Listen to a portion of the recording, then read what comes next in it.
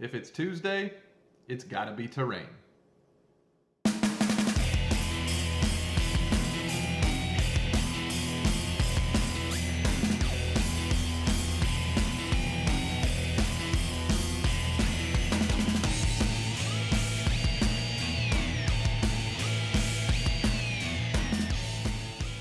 Hey guys, Wes from Broken Brush Gaming here, and today I've got part one of a tutorial on how to paint up the Munitorum armored containers.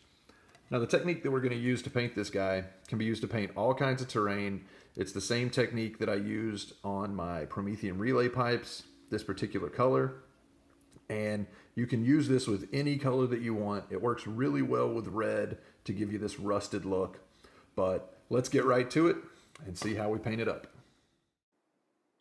All right, so starting out with some airbrush thinner from Vallejo, and we're going to mix that in the cup with a bit of Mephiston red air that's been decanted into a dropper bottle. I like to start with my airbrush thinner in the cup first. Just keeps the paint from running down into the nozzle and clogging it up before we get started. So the thinner's in the cup. I'm going to add our paint now. This is probably 2-to-1 thinner to Mephiston red air, and this Mephiston red air is actually thinned down in the dropper bottle as well. So we're going for really thin paint here. So we're just going to backfill to mix the paint here. Just put your finger over the nozzle, shoot some air, rock the trigger a little bit, and that will mix your thinner and your color for you. And you can see we've got it pretty thin in there, probably more so than the consistency of skim milk, because we want this to be really thin. So what we're going to do is we're going to start spraying it over the container here. You can see I've already just primed this with a black spray can. I use Rust-Oleum camouflage black spray paint. It gives you a nice sort of texture for all your paint to grab onto. So here I'm shooting at about 15 to 20 psi, and probably only rocking the trigger maybe a third of the way to halfway back. So we're just really slowly kind of building this color up.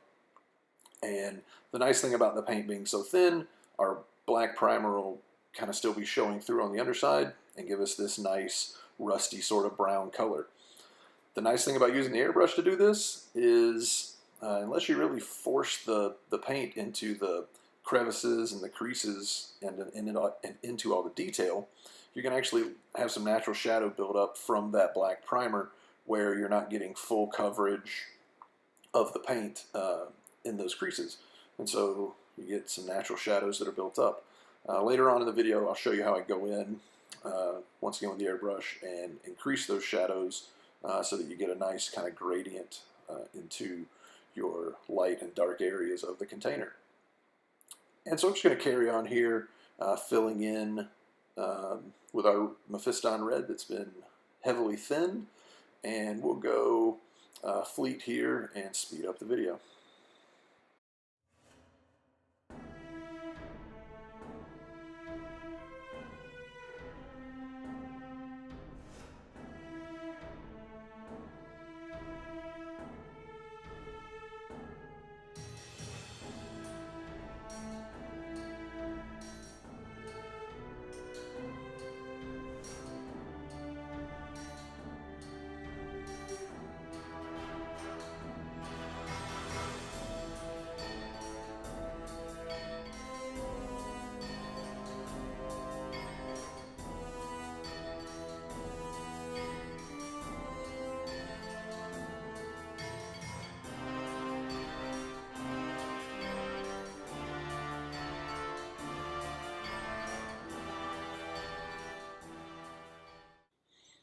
Alright, so we've given our red a bit of time to dry. Got some Agrax Earthshade just straight out of the pot that we have put into the airbrush. And what we're going to do is we're going to start laying this down into all the crevices and creases. The big change here is when you spray inks and washes, they're so thin that you really have to crank your PSI way down or else you'll get spidering and things like that. So we're shooting at about right at about 8 to 10 psi. The ink's so thin that it's not going to really clog your airbrush at this low psi, and it's actually going to flow out really nicely. And so what I'm doing here is really lightly rocking the trigger maybe a quarter to a third of the way, not much at all. And I'm really focusing on shooting the Agrax Earthshade right into all the creases and crevices of the container. So where the different ribs are, around the sides, around the feet, around the bottom, we're laying it on a lot heavier. But the nice thing about the Agrax Earthshade is when you first spray it on, you're going to think, oh man, I've laid down way too much because of how wet and shiny it is. Well, once it dries, it's going to dry really thin. And if you take your time and really point your airbrush into the creases, then that's where the color is going to build up, and you're actually going to get a nice fade out from that shadow that's not going to darken it down. So obviously practice on a few things to figure out exactly how to shoot this in, but don't be afraid the first time you do it and it looks like you've just tinted the whole thing, because you're spraying it out so thin with the shade wash. And if you're really good at aiming it, it takes a bit of practice to be able to aim it well, but trust me, it works. Just takes a little bit of practice.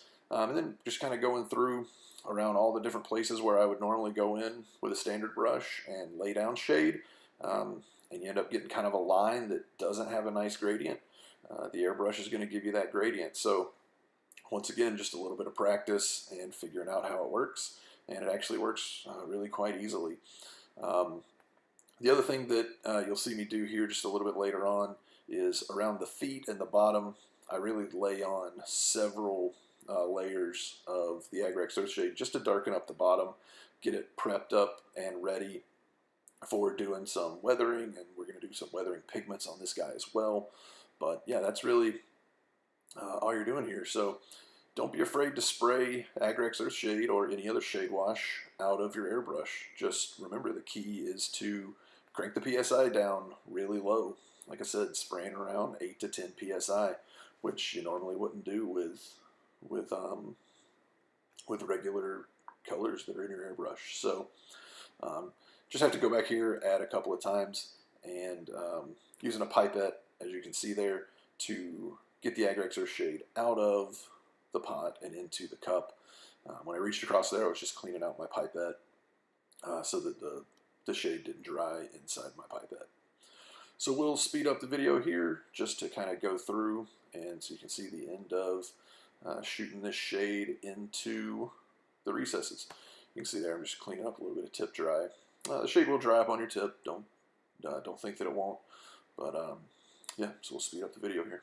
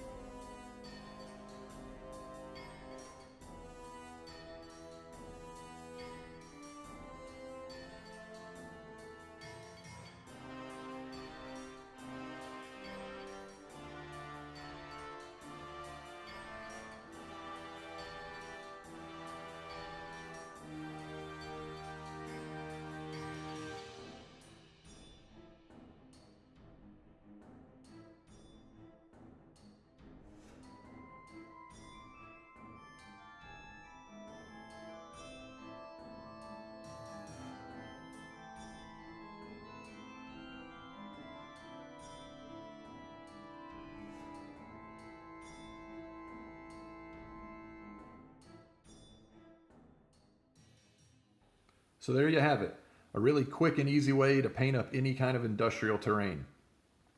A couple of things to remember. First, your base color needs to be extremely thin, even more so than the kind of skim milk consistency that we usually use with our airbrush.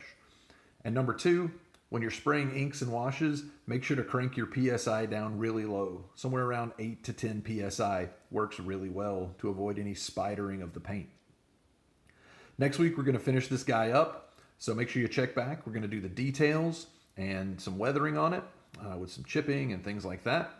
And then this guy will be finished up, and we'll have a showcase for you of all the different containers that I painted. Please leave some comments below if you have different ways of painting up your terrain, or if you have any questions about the process that I use for my terrain.